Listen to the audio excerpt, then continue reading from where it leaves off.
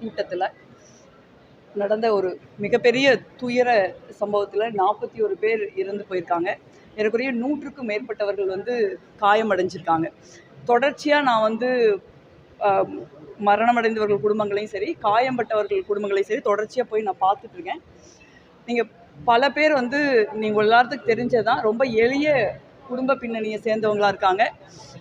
அவங்க யாரை நம்பி இருக்காங்களோ அடுத்த லைஃப் லாங் ஃபுல்லாக அந்த மாதிரி ஒரு முக்கியமான குடும்ப உறுப்பினரை அவங்க இழந்திருக்காங்க.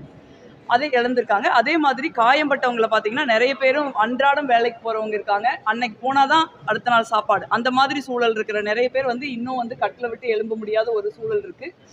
அவங்கள மனதளவுலையும் அவங்க ரொம்ப உறைஞ்சி போயிருக்காங்க. பெரிய பதற்றம் இருக்குது, யாரும் தூங்க முடியலன்னு சொல்கிறாங்க. அவர்களை போய் சந்திச்சுட்டு வர்றதே ஒவ்வொரு நாளும் ஒரு மிகுந்த துயரமும் மனச்சுமை மிகுந்ததாக இருக்குது. ஸோ இந்த மாதிரி பாதிக்கப்பட்டவங்களுக்கு நியாயம் கிடைக்கணும் அப்படிங்கிறது தான் ரொம்ப முக்கியமானது நான் நினைக்கிறேன். ஒரு கரூர் நாடாளுமன்ற உறுப்பினராகவும் சரி, கரூரில் இருக்கிற மக்களில் ஒருத்தராகவும் சரி, அது நியாயம் கிடைக்கணும். ஏன்னா மக்கள் அங்கே கூட்டத்துக்கு போயிருக்காங்க, அவங்க இறந்திருக்காங்க, அவங்க காயமடைஞ்சிருக்காங்க. நிறைய பேர் காயமடையில் அவங்க குடும்ப உறுப்பினர் இறக்கலினால அவங்க நண்பர்களோட குடும்ப அங்கத்தினர்களோட போயிருக்காங்க. அவங்க இறந்ததுனால அவர்களுக்கு மனசு பாதிப்பு இருக்குது. அவங்க யாரும் கொரோனாவில் செத்து போகல, அவங்க அங்கே போய் இறந்து போயிருக்காங்க. ஸோ அதற்கு ஒரு நியாயம் கிடைக்கணும், அதற்கான சரியான விசாரணை நடக்கணுங்கிறது தான் நான் உட்பட எல்லாரோட நிலைப்பாடு.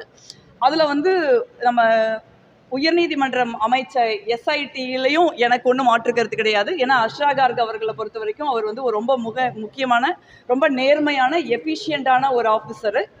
எங்களுக்கு அதுலேயும் திருப்தி இருந்தது. இன்றைக்கி உச்சநீதிமன்றத்திற்கு வழக்கு போனப்பறம் உச்சநீதிமன்றம் CBI விசாரணைக்கு உத்தரவிட்டிருக்காங்க. CBI விசாரணையை கண்காணிப்பதற்கு நீங்கள் மாண்புமிகு முன்னாள் நீதியரசர் சஞ்சய் ரஸ்தோகி அவர்களுடைய தலைமையில் ஒரு குழுவை அமைச்சிருக்காங்க. இது ஏன் நான் நினைக்கிறேன்னா, பொதுவாகவே CBI-யோட ட்ராக் ரெக்கார்டு பார்த்தீங்கன்னா, பொதுவாகவே பாஜக ஆட்சிக்கு வந்ததுக்கப்புறம் CBI-யாக இருந்தாலும் சரி, அமலாக்கத்துறையாக இருந்தாலும் சரி, வருமான வரித்துறையாக இருந்தாலும் சரி, வெறும் அரசியல் காரணங்களுக்காக மட்டுமே தான் அது பயன்படுத்தப்படுகிறது. இவங்க விசாரித்து ஒரு நியாயம் கூட இதுவரை கிடைக்கல. அந்த மாதிரி ஒரு சூழல் இருக்குது. அதனால தான் CBI விசாரணை மட்டும் வச்சா மக்களுக்கே நம்பிக்கை இருக்காது. அப்படிங்கிறதுனால தான் உச்சநீதிமன்றம் CBI விசாரணையையும் கண்காணிப்பதற்கு ஒரு ஓய்வு பெற்ற நீதியரசர் அவர்கள் தலைமையில் ஒரு குழு அமைச்சிருக்காங்க. அந்த குழுவில் 2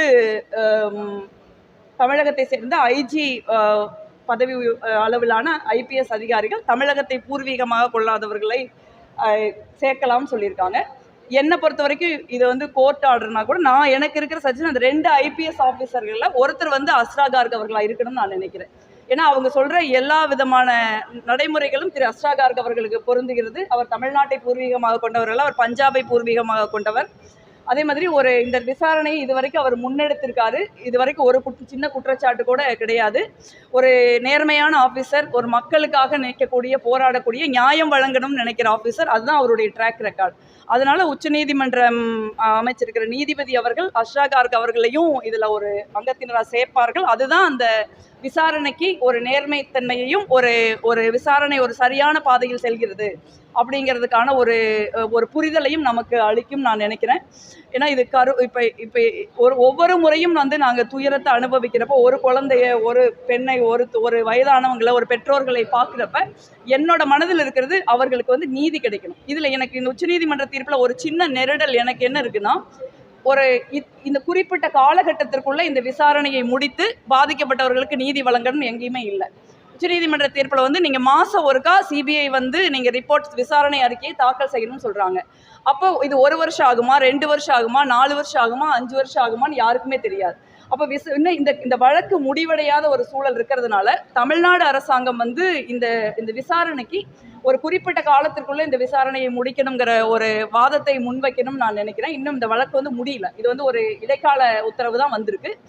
அதே மாதிரி நீங்கள் பாஜகவை பொறுத்த வரைக்கும் அவர்கள் தாவேகாவை நெருக்கடிக்கு உள்ளாக்குவதற்காக இந்த CBI விசாரணையை பயன்படுத்தக்கூடிய வாய்ப்பு இருக்குது. ஏன்னா அவங்களுடைய பாஜகவுடைய ட்ராக் ரெக்கார்டே அதுதான். பாஜக கீழே CBI ஒரு இண்டிபெண்டான அமைப்பு நம்ம நினைக்கவே முடியாது. ஈவன் தாவேகாவும் CBI விசாரணை கேட்கல. ஸோ அந்த மாதிரியான ஒரு சூழலில் ஒரு பாசிச சக்தியை எவ்வளவு தூரம் வலிமையாக தாவேகா எதிர்க்கிறது அப்படிங்கிறதுக்கான ஒரு அரசியல் ரீதியான சவாலாகவும் இது அவங்களுக்கு இருக்கும்னு நினைக்கிறேன்.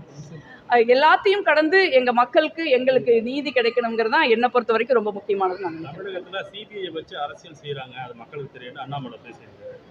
இல்லை, சிபிஐ வச்சு யாரும் அரசியல் செய்யலை. சிபிஐ வச்சு பாஜக தான் தமிழ்நாடு மட்டுமல்ல இந்தியா முழுவதும் அரசியல் செய்கிறது. நீங்கள் வந்து பாஜகவால் பிரதமர் நரேந்திர மோடி அவர்களால் மிகப்பெரிய ஊழல்வாதிகள் என்று பட்டியலிடப்பட்டவர்கள்லாம் இதே சிபிஐ, இதே அமலாக்கத்துறை, இதே வருமான வரித்துறை சோதனைக்கு பின்பு, விசாரணைக்கு பின்பு பாஜக வாஷிங் மெஷின் வெளுக்கப்பட்டு உள்ள ஒரு புனிதமானவர்களாக ஆகிட்டாங்க.